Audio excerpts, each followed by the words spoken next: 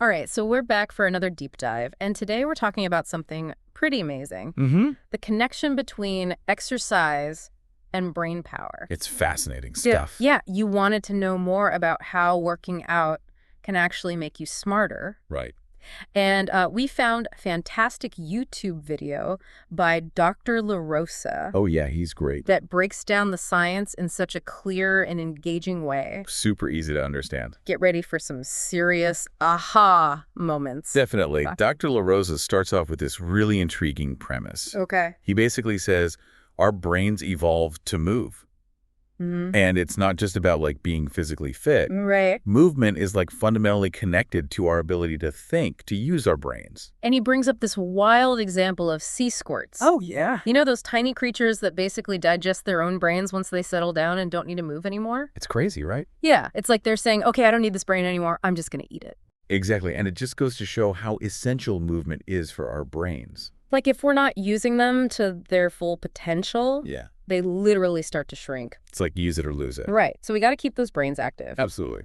So, okay, let's dive into some of the science behind this. Yeah, let's do it. Dr. La Rosa talks about something called neurotrophin. Mm-hmm. I'll admit, when I first heard that word, I was like, what is this? It sounds intimidating. Yeah, but it's actually super fascinating. It is. So what is neurotrophin? Basically, think of it like brain fertilizer. Okay. It helps you grow new brain cells, and it strengthens the connections between those cells. It's what keeps your brain healthy and flexible and adaptable. So it's not just about like having a big brain. Right. It's about having a brain that's constantly growing and making new connections. That's exactly it. And exercise is like giving it that extra boost, right? Yeah, exercise actually rewires your brain, making it easier to learn new things. And adapt to new situations. Exactly. And that's what we call neuroplasticity. Okay, neuroplasticity. So The brain's ability to physically change its structure. wow.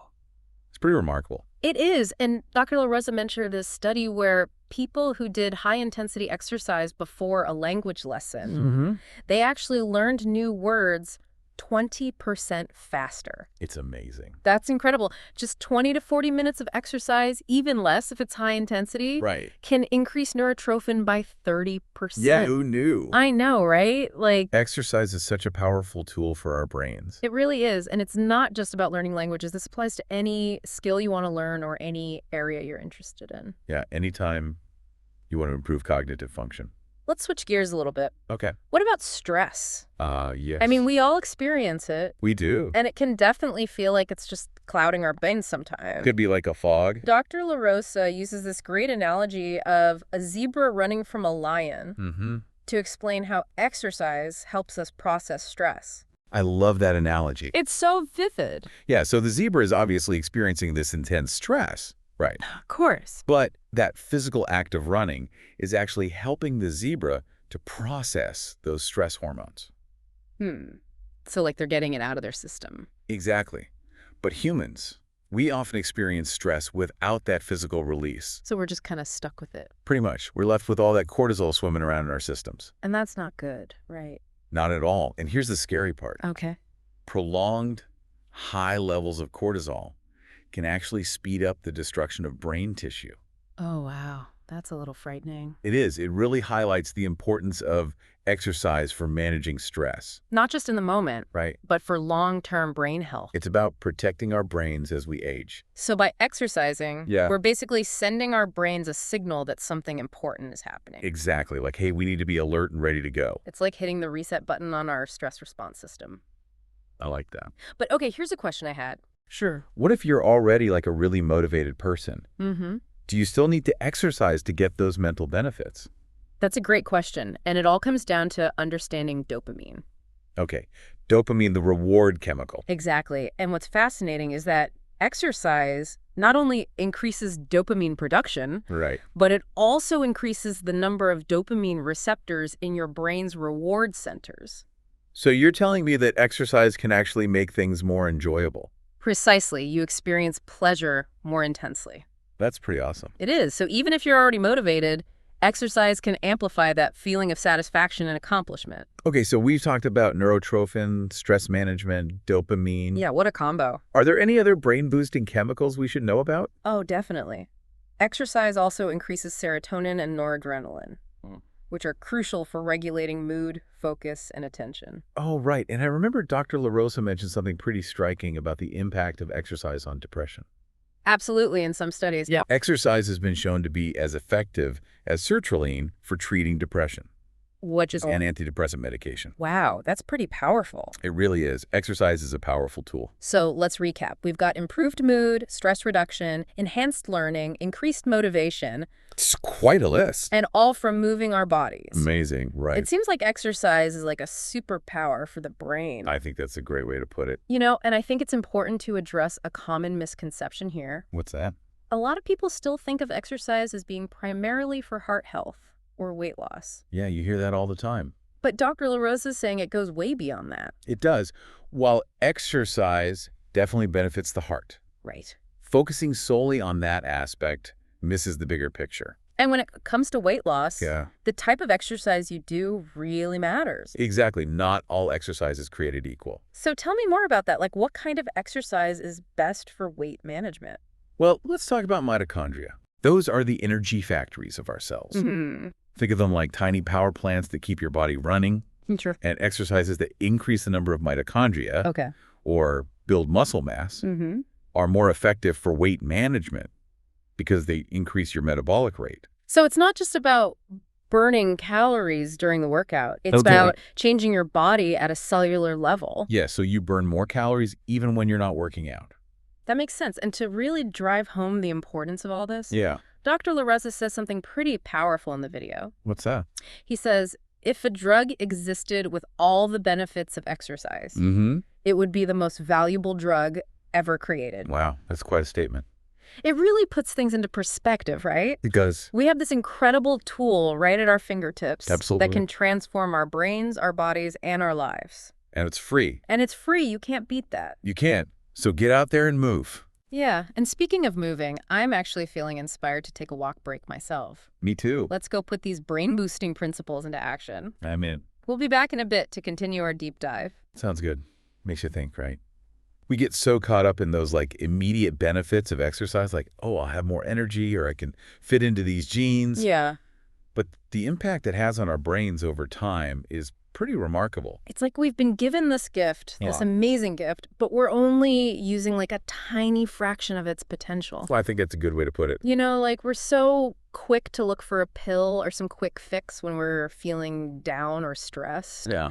But maybe movement is the key to like unlocking this whole new level of well-being. I think you've hit on something really important there. Really? Yeah, we've become so accustomed to our sedentary lifestyles that we've forgotten how deeply ingrained movement is in our biology. Like it's in our DNA. Exactly. Our ancestors weren't sitting at desks all day. They were constantly on the move, hunting, gathering, exploring. So their brains had to keep up. They did. They needed to be sharp and adaptable and resilient to survive. Makes you wonder if we've kind of lost touch with that primal connection Yeah. between moving our bodies and using our minds. Maybe that's why we're seeing these rising rates of anxiety and depression and, cognitive decline. Right. Makes you wonder if our sedentary habits are a big part of the problem. It's a scary thought. It is. But hey, let's not get too doom and gloom here. Okay. The good news is that we have the power to change this. Absolutely. We can reclaim that connection We can. between movement and brain power.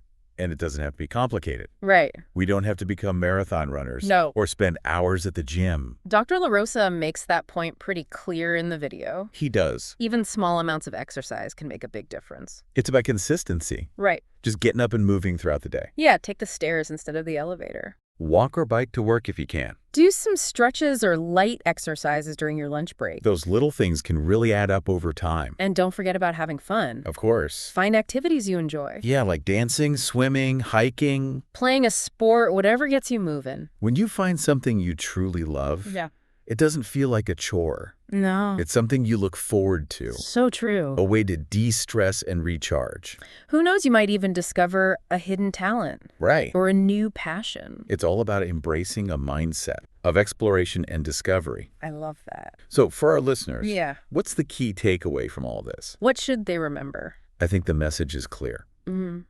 Movement is medicine for the brain. It is. It's not just about physical fitness. Right. It's about making our minds sharper, boosting our mood, Yeah. and protecting our brains as we age. And it's never too late to start. Never. Whether you're a seasoned athlete or just beginning your fitness journey. There's always room to incorporate more movement into your life. And remember, it's not about perfection. It's about progress. Start small, find what you enjoy.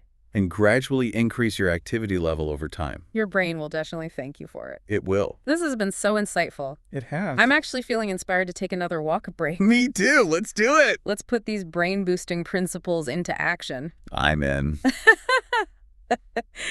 Okay, we're back. Feeling refreshed after that walk. It's amazing how even a little bit of movement can make such a difference. It is, isn't it? It's like hitting the reset button on your brain. Exactly. It's a great reminder of what we've been talking about. Those feel-good chemicals are flowing, we're energized, and ready for more insight. Absolutely. Dr. LaRosa's video is full of them. You know, before we wrap up, I wanted to circle back to something Dr. Rosa said that really resonated with me. Okay, what's that? It was the idea of exercise as a tool for enhancing, our overall quality of life, not just physical health. Oh, I see what you mean. He makes this really interesting argument that the mental and emotional benefits of exercise are just as important, maybe even more so. Right. We often think of exercise as a way to reach a specific goal, like losing weight, getting in shape, or improving our heart health. Yeah, those are the usual suspects. But what if, instead of thinking about all that, we just focused on the experience of it? What do you mean? Like, what if we thought of exercise as something we do simply for the joy of it? The pure enjoyment of moving our bodies. Ah, I like that.